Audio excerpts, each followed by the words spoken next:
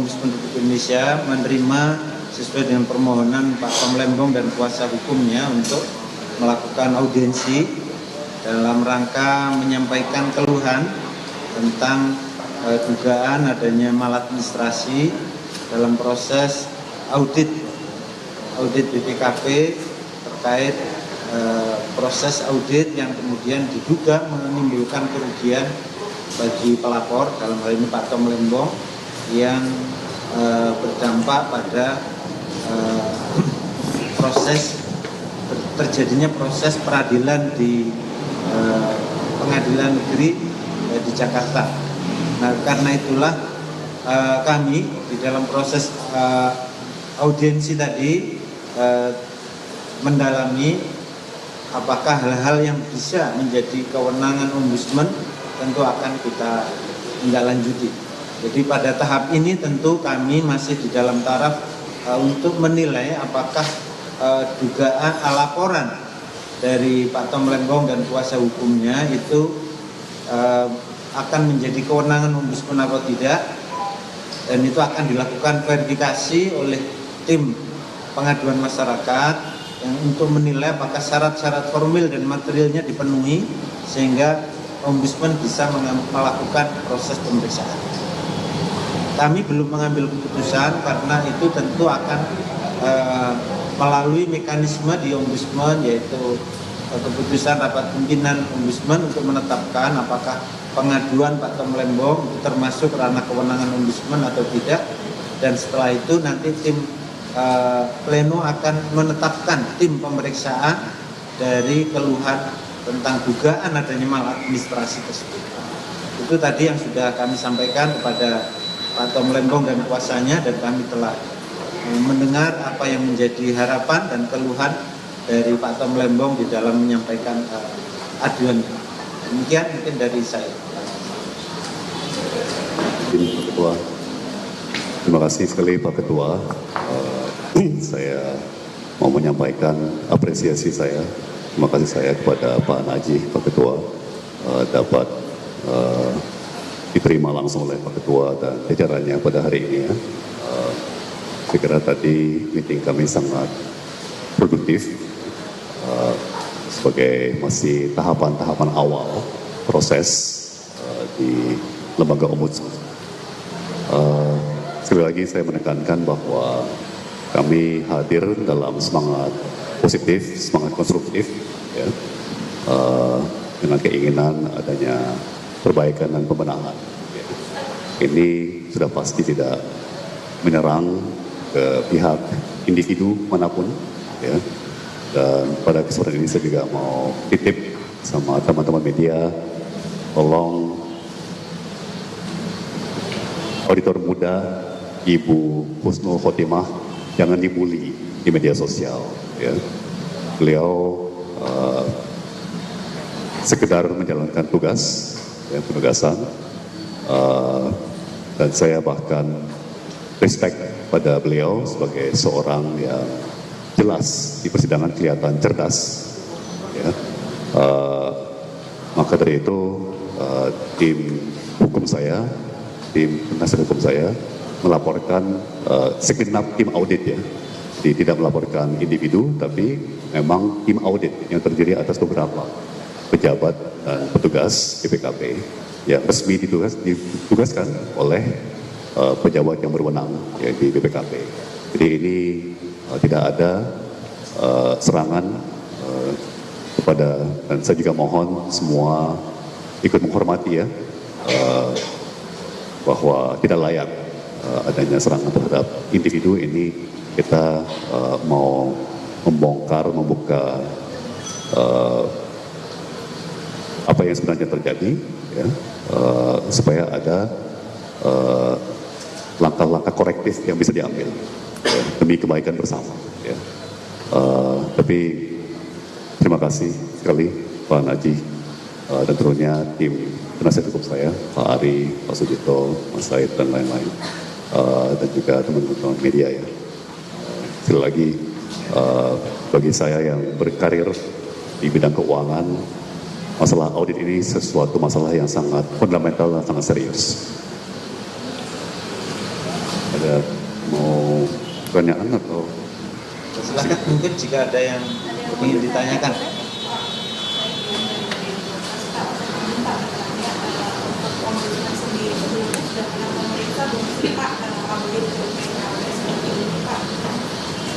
Dan butuh berapa lama waktu untuk verifikasi itu Pak, karena laporannya sudah masuk ke tangan khusus ini.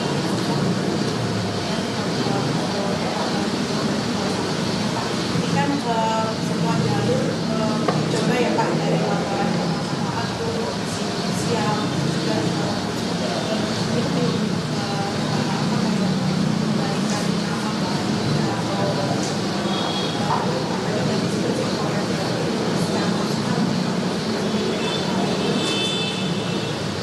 Ya, untuk ombudsman, pemeriksaan terhadap proses-proses dan prosedur pelayanan publik itu menjadi kewenangan ombudsman.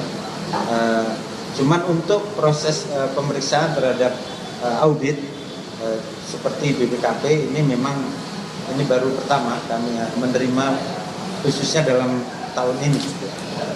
Jadi kami juga tentu akan tadi sebagaimana tadi sudah saya sampaikan bahwa ombudsman akan melakukan verifikasi terlebih dahulu baik itu secara material dan formil apakah ini menjadi ranah kewenangan ombudsman atau tidak atas keluhan atau laporan dari Pak Tom Lempong dan kuasa hukumnya. Jadi saya belum bisa menyatakan apakah ini memang kewenangan ombudsman atau tidak sebelum proses verifikasi itu selesai dilakukan. Karena setelah itu baru dibawa pleno pimpinan untuk memutuskan apakah ini perlu dibentuk tim pemeriksa atau tidak. Persoalan kecepatan tentu kami akan berupaya untuk secepat mungkin ketika umpama ombudsman telah menetapkan ini sebagai kewenangan ombudsman untuk memeriksa, maka kita punya waktu kurang lebih 14 hari untuk proses penetapan dan pemeriksaan dan 30 hari untuk menentukan hasilnya. Kira-kira. Tadi soal pertanyaan tadi, apakah sebelumnya juga ombudsman pernah menangani kasus yang sama soal auditor BPKP? Seperti tadi yang sudah saya sampaikan, kita belum pernah melakukan proses pemeriksaan atas laporan serupa. Semuanya tadi yang ditanyakan Ibu jurnalis dari Kompas ya. Secara personal, saya pribadi, secara personal saya ingin move on secepat mungkin. Saya sebenarnya tidak mau terus-terusan dalam pusaran perkara ini. Ya. Tapi sebagai warga negara yang bertanggung jawab, ya, sebagai orang yang diberikan atau dititipkan harapan oleh banyak pihak, ya, saya merasa punya tanggung jawab moral, ya, tanggung jawab warga negaraan untuk menindaklanjuti. Ya, kalau memang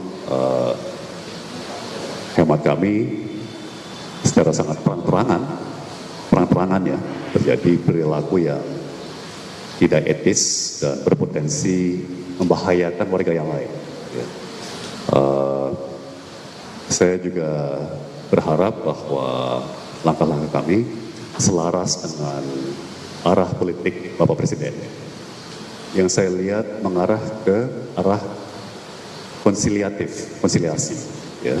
Jadi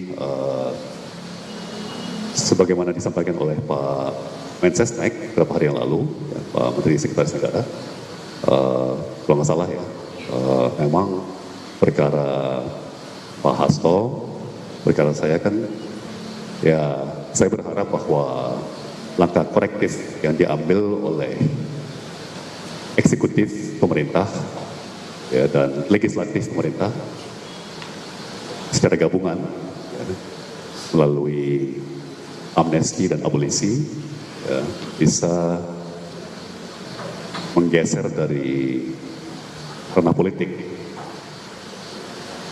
sebuah perkara yang seharusnya dijalankan secara profesional sesuai prosedur, sesuai hukum ya, bukan sesuai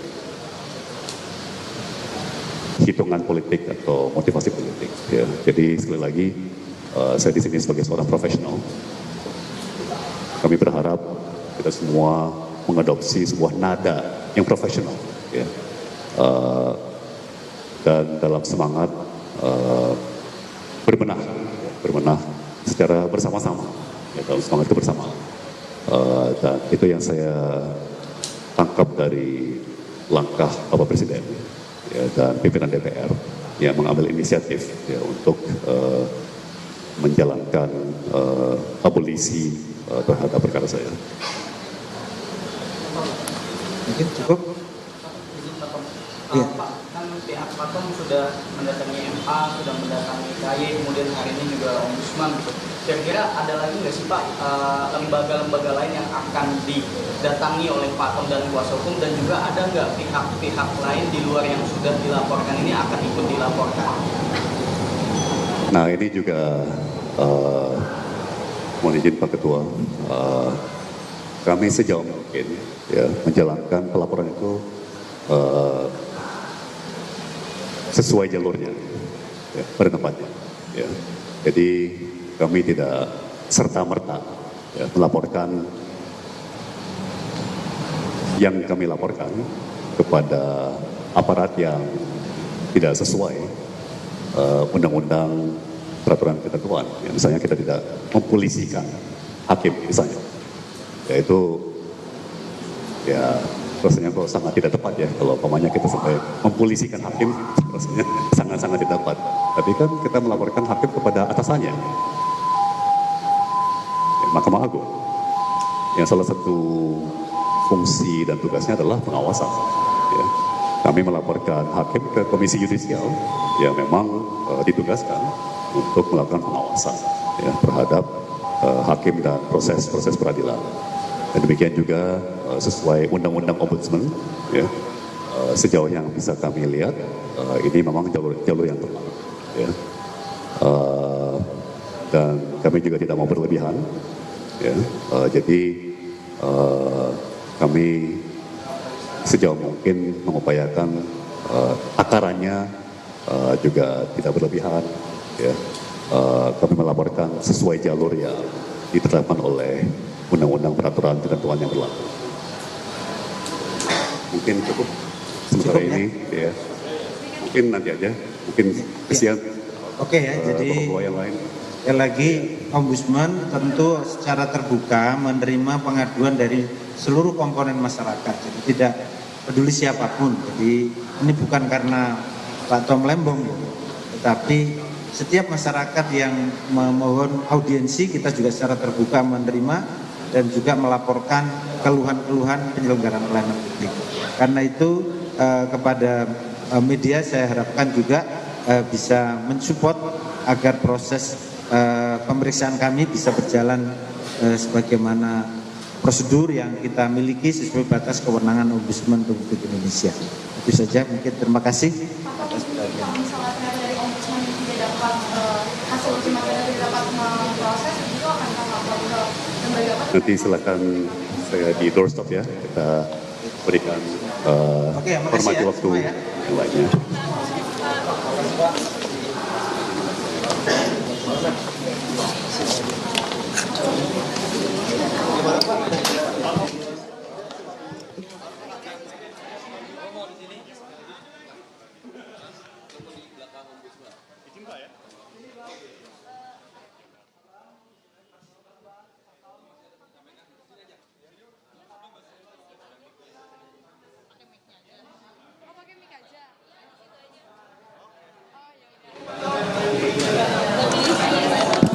Jangan terlalu banyak, ya. Kirain doorstop. Iya.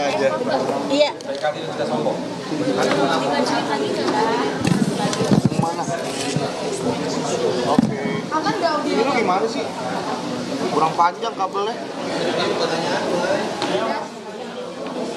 Pak Tom, tadi kan dari Ombudsman ini masih akan menguji secara material dan materi. Kalau misalnya memang tetapkan menjadi ranah Ombudsman, ini akan melapor ke Kemlu untuk terkait ombudsman PKP.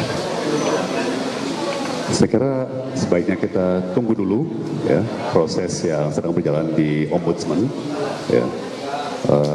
Kesan saya dari pertemuan atau rapat tadi, kita tidak akan harus tunggu terlalu lama, ya. Jadi mungkin dalam kurun waktu 2 minggu, 3 minggu, 4 minggu sudah ada keputusan awal oleh rapat pleno pimpinan Ombudsman, ya, bahwa ini memang sesuai wewenang dan ranah Ombudsman, ya. Jadi saya kira one by one, step by step, kita ikuti tahapan-tahapan dulu sebelum kita berpikir terlalu jauh. Kan sejauh ini Bapak sudah melaporkan hakim dan auditor BPKP, mungkin ada tindakan ke depannya, mungkin melaporkan jaksa yang melakukan penyidikan. Sekali lagi, karena kita berupaya keras untuk proporsional dan profesional, ya. Ini kan Kejaksaan Agung adalah bagian dari eksekutif pemerintah, ya, bukan bagian dari legislatif, bukan bagian dari yudikatif, tapi bagian dari eksekutif pemerintah, ya. Eksekutif pemerintah dipimpin oleh presiden, atasannya Jaksa Agung, ya. Presiden sudah mengeluarkan, sudah menerbitkan sebuah Kepres, ya, sebuah dokumen hukum yang mengikat secara hukum, ya, tentunya juga mengikat pada bawahannya, ya kan, termasuk Menteri Kabinet maupun Jaksa Agung sebagai anggota Kabinet, ya. Jadi kembali saya pakai istilah, mari kita kasih ruang, kita kasih waktu untuk bagian eksekutif pemerintah, ya, bisa konsolidasi dan menindaklanjuti Kepres yang sudah diterbitkan oleh Presiden, ya, sebagai kepala negara dan juga sebagai kepala pemerintahan, bersamaan dengan lembaga legislatif, ya, dengan cabang legislatif pemerintahan yaitu DPR. Jadi ini kan baru seminggu setengah sejak penerbitan Kepres abolisi terkait perkara saya. Jadi saya kira kita beri waktu dulu, ya, kepada cabang eksekutif pemerintahan, dan saya bisa mengerti karena sudah lama sekali sejak terakhir kali terjadinya pemberian abolisi, ya, dan sejauh yang bisa kami lihat, ya, sejauh yang kami bisa lihat, belum pernah terjadi abolisi dalam sebuah perkara tipikor. Jadi saya menganggap sangat wajar, ya, kalau menteri dan anggota kabinet terkait, termasuk Pak Jaksa Agung, Kejaksaan Agung sebagai lembaga, ya, masih seyogyanya diberikan waktu untuk menentukan langkah-langkah ke depannya. Pak Tom, ini kan dari ICW kan pernah bilang kalau misalnya ada abolisi terkait koruptor itu kan janggal. Mungkin dari tanggapan Pak Tom sendiri.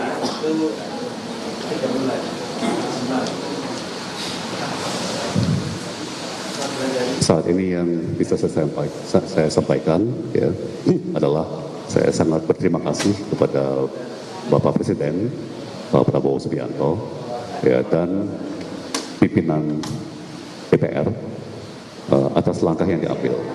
Ya, ini sebuah langkah korektif terhadap cabang pemerintahan yang namanya yudikatif.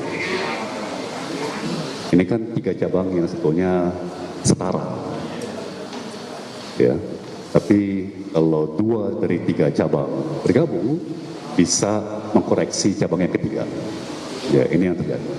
Ya, ini sangat-sangat jarang terjadi dalam sejarah Republik, bahwa 2 dari 3 cabang pemerintahan, yaitu eksekutif dan legislatif, bergabung untuk mengkoreksi cabang yang ketiga, yaitu yudikatif. Ya. Jadi saya kira istilah terkenal bahasa Jawa, ojo ke susu, ya, tidak perlu tergesa-gesa. Mari kita cerna baik-baik, ya, implikasi-implikasi, konsekuensi daripada langkah cukup luar biasa yang diambil oleh cabang eksekutif dan cabang legislatif bangsa kita. Pak, mau nanya Pak, Pak Tom, untuk harapan Pak Tom sendiri setelah melalui beberapa laporan ke Ombudsman dan sebelum-sebelumnya juga, harapannya tuh ke depannya untuk Pak Tom sendiri apa? Sebagaimana tadi sudah disampaikan, ya, ke kita tentunya mengharapkan langkah konkret atau kalau pakai istilah ombudsman langkah-langkah korektif ya, terhadap cacat manajerial, cacat prosedur, cacat proses, ya, sebagaimana akan diuraikan dan harus dibuktikan juga, ya, harus dibuktikan. Melalui tadi yang Pak Ketua Ombudsman katakan proses verifikasi, mereka tidak bisa serta-merta langsung percaya aja kan, mereka harus cross check, ya, mereka harus verifikasi laporan kami, ya, tapi sebagaimana sudah diatur dalam undang-undang dan peraturan, ya, tentunya bila mana terbukti terjadi maladministrasi istilahnya, ya memang harus ada langkah-langkah korektif, ya, itu sudah bagian dari tugas kewajiban pejabat yang memimpin lembaga tersebut, ya, lembaga terkait, dan itu yang kita harapkan, langkah konkret, ya, yang menunjukkan bahwa kita memang berbenah secara real, ya, secara nyata, ya. Cukup. Terima kasih ya semuanya. Terima kasih, Pak Tom.